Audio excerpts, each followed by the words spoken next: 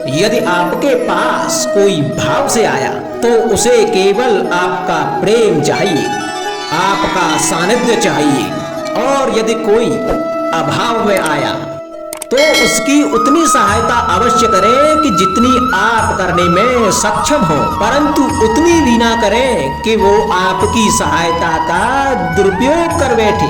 और यदि कोई प्रभाव में आया तो स्वयं पर अभिमान ना करें, क्योंकि जीवन में कभी ना कभी आप भी भाव अभाव प्रभाव के चक्रव्यूह में फंस सकते हैं।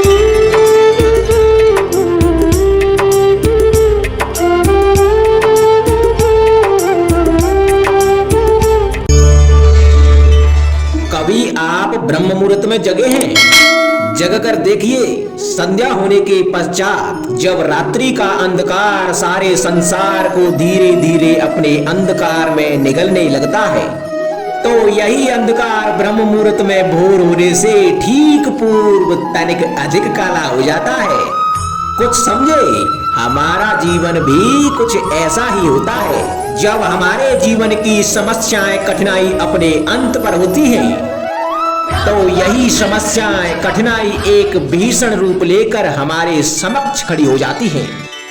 और ऐसी परिस्थितियों में अधिकतर लोग हार मान जाते हैं, भय खा जाते हैं। परंतु ऐसी स्थिति में आप हार ना माने, भय ना खाएं, दृढ़ रहें, निरंतर आगे बढ़ते रहें। तो प्रकाश के रूप में हमारा स्वागत करने के लिए सूर्य उदय सदा हमारे समक्ष प्रस्तुत रहेगा। आपने बरगद के वृक्ष को देखा है? जितना विशाल उतना दृढ़। पतझड़ में वो सूख जाते हैं, परंतु दुर्बल नहीं होते, टूटकर गिरते नहीं। और उसके विपरीत दलदल में उपजे वृक्षों को देखें, वो दिखने में तो हरे भरे होते हैं, परंतु इतने दुर्बल होते हैं कि जल धारा के हल्के से वेग से वो गिर जाते हैं। परंतु ऐसा क्यों होता है? इसका कारण है जड़ें। जिसकी जड़ें दृढ़ भूमि में है, वो हर चक्रवात हर अफवाह को सह लेता है। जो दलदल में है, वो स्वयं की जड़ों को दुर्बल बना लेता है। कुछ ऐसा ही मनुष्य भी होता है, जो अधर्म कुकर्म असत्य की धरा पर उपजा है। वो कठिन समय की एक मार भी नहीं सह पाता। और जो मनुष्य सत्य और धर्म की धरा पर उपजा है, वो हर समस्या से जूझ कर आगे निकल जाता है और सफल हो जाता है। अब आप पर निर्भर करता है कि आप क्या बनना चाहते हैं। हमारे जीवन में मित्र और शत्रु बड़ा ही महत्व रखते हैं। यदि गंभीरता से सोचा जाए तो ऐसा कोई क्षण नहीं जब हम अपने मित्रों के बारे में ना सोचते हों या फिर शत्रुओं के बारे में। हमारा हर कार्य या तो हमारे मित्रों के हित के लिए होता है या फिर हमारे शत्रुओं के अहित के लिए।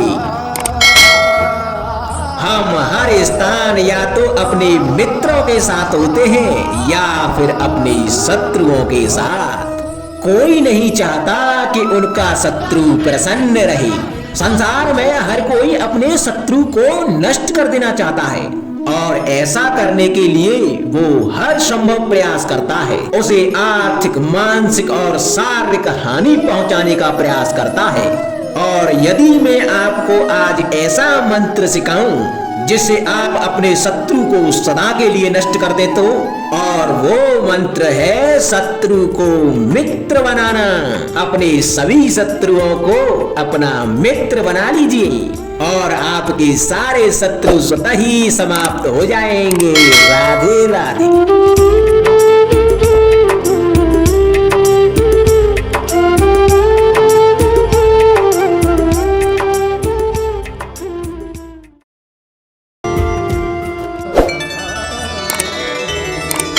संगति या साथ, मित्र और साथी मनुष्य के व्यक्तित्व के लिए सबसे महत्वपूर्ण होते हैं।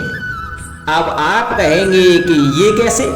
मनुष्य अवश्य अपने व्यक्तित्व के लिए उत्तरदायी होता है, परंतु मनुष्य संगति में ना चाहते हुए भी उसका व्यक्तित्व संगत की भांति हो जाता है। इन पात्रों को देख रहे हैं आप?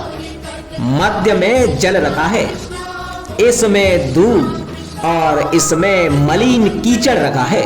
यदि मैं इस जल को दूध में मिलाता हूं तो यह जल दूध बन जाता है, और यदि इसी जल को इस मलिन कीचड़ में मिलाता हूं तो यह जल या मलिन कीचड़ में परिवर्तित हो जाता है। हाँ, ऐसी कोई युक्ति नहीं कि जल बिना घुले मिले दूध या कीचड़ में अपना अस्तित्व बनाए रखे या इनसे अलग बना रहे। और ठीक ऐसा ही मनुष्य के जीवन में भी होता है कि यदि एक गुणहीन व्यक्ति गुणवानों की संगत में बैठे तो उसे भी गुणवान समझा जाता है, सम्मान का पात्र समझा जाता है। और यदि एक गुणवान व्यक्ति गुणहीनों की संगत में बैठे तो उसे भी तिरस्कार मिलता है। इसलिए अपने जीवन में संगति सोच समझकर सावधानी से चुनिएगा। कभी खेत में किसी किसान को खेती करते देखा है? वो उसे सींचता है, जोतता है, पशु पंछियों से खेत की फसल की रक्षा करता है, परंतु एक बात का वो सबसे विशेष ध्यान रखता है कि कहीं खेत में खरपतवार न उग जाए, क्योंकि एक खरपतवार का लान खेत की सारी फसल को नष्ट कर सकता है। ठीक उसी प्रकार यदि वंश की कोई संतान खोटी निकल जाती है तो वह समूचे वंश का सर्वनाश कर देती है। इसीलिए संतान के लालन पालन में ध्यान देना आवश्यक होता है, क्योंकि संतान वो फसल होती है जो वंश की आने वाली पीढ़ी को महान बना सकती है या फिर वंश का पतन भी कर सकती है। मनुष्य के जीवन में संतान का बहुत महत्व है। उस संतान के लिए वो कितने कष्ट सहता है, उसे पालता है, पोसता है, और यदि यही संतान उसके संताप का कारण बन जाए तो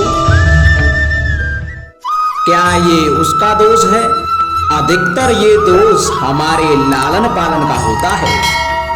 बचपन में बालक के हठ को मानकर हमें आनंद की अनुभूति अवश्य होती है, परंतु धीरे धीरे अपने बालक के हठ को मानकर उसके हठ के दास हो जाते हैं।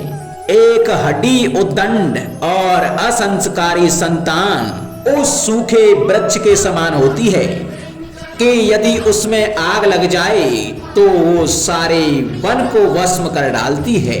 और स्मरण रहे, जब उसमें अग्नि लगती है तो वह सबसे पहले स्वयं के घर को ही भस्म करती है। इसलिए जब आवश्यकता हो तो अपनी संतान के हठ का विरोध करें, उसे रोकें, क्योंकि समय रहते ऐसा ना किया गया तो भविष्य में इस समस्या के परिणाम गंभीर हो सकते हैं।